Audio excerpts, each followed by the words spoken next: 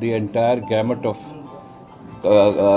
complaints which have been alleged by the complainant will be factored into by the SIT, and whatever legal action can be taken will be taken. Let me tell you that there is a provision under the CRPC wherein the investigation can take place at any time under 173(8) of the CRPC, and if there are new facts, and even further investigation can happen any time. But was this not a clear attempt, sir, at that moment to shield influential people who owe allegiance to the MLA there? I mean, it's very clear that these are written documents.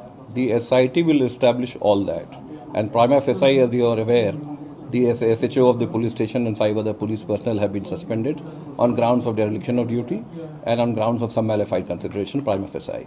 So the entire issue will be reconstructed, and whoever is culpable or whoever has tried to shield anybody will be taken to task. Sir, is colon perforation a sign of torture in police custody?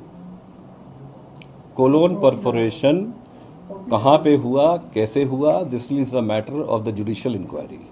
176(1)(a) of the CRPC says that whenever a death occurs in custody, be it police custody or judicial custody, the entire inquiry will be done by the judicial magistrate, and therefore the judicial magistrate will factor all these things and take a view.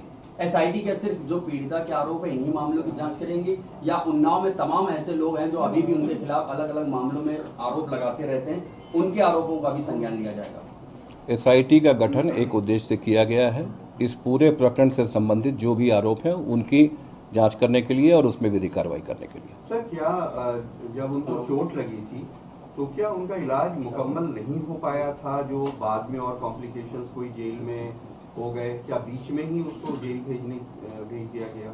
मैं आपको ये बता दूं कि जब इनका दाखिला किया गया था थाने पे, तो तत्काल उनको अस्पताल ले जाया गया था और अस्पताल से ही उनको जेल रिमांड मजिस्ट्रेट के सामने एम्बुलेंस में ले जाया गया। तो यहाँ किसी प्रकार की थाने पे लाने की बात या उसमें कोई देरी नहीं हुई है, और अगर किसी प्रकार का कोई आरोप है इस संबंध में जो कि अभी तक नहीं आया है, तो SIT इस बारे में जांच करेगी और अपनी रिपोर्ट देगी।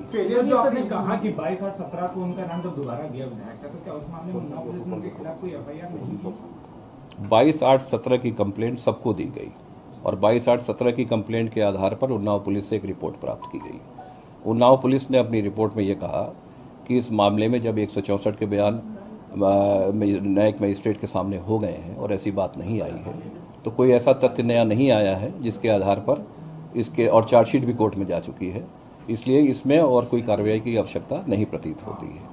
SIT मुख्यतः इसलिए गठित की गई है कि क्या उन्नाव पुलिस की कार्यप्रणाली या उन्नाव पुलिस की रिपोर्ट सही थी या नहीं थी, या कुछ तथ्य ऐसे थे जिनको उजागर नहीं किया गया था। और ये फेलियर है सर ये पुलिस का, यूपी पुलिस का, क्योंकि पुलिस कस्टडी में डेथ हो जाना, और आपका SIT आपको करेक्ट कर दूं, मैं पुलिस कस्टडी में डेथ नहीं है, नंबर 1। थाने में जो हुआ सर, उसके बाद आप मानते फेलियर है पुलिस का? देखिए, थाने में किसी प्रकार की कोई बात नहीं हुई है। जो घटना घटित हुई है वो गांव में हुई है, और जो मारपीट की घटना हुई है, पुलिस, हाँ, ये थाने वालों ने तत्काल मृतक को उपचार के लिए जिला चिकित्सालय में भर्ती कराया, तो इस तरह की ये गलतियां तो नहीं है। लेकिन इन्वेस्टिगेशन में क्या इन्वेस्टिगेशन पर्याप्त हुई है, उचित हुई है, निष्पक्ष हुई है, या किसी के दबाव में हुई है, इन सब तथ्यों को देखने के लिए ही SIT का गठन किया गया, और SIT एक होलिस्टिक जांच करेगी जिससे दूध का दूध पानी का पानी हो जाए, और जो भी इसमें दोषी हैं उनके खिलाफ कार्रवाई की जाएगी। सर, क्या विधायक कुलदीप सिंह सेंगर के खिलाफ फिलहाल कोई भी FIR नहीं है इस पूरे प्रकरण में?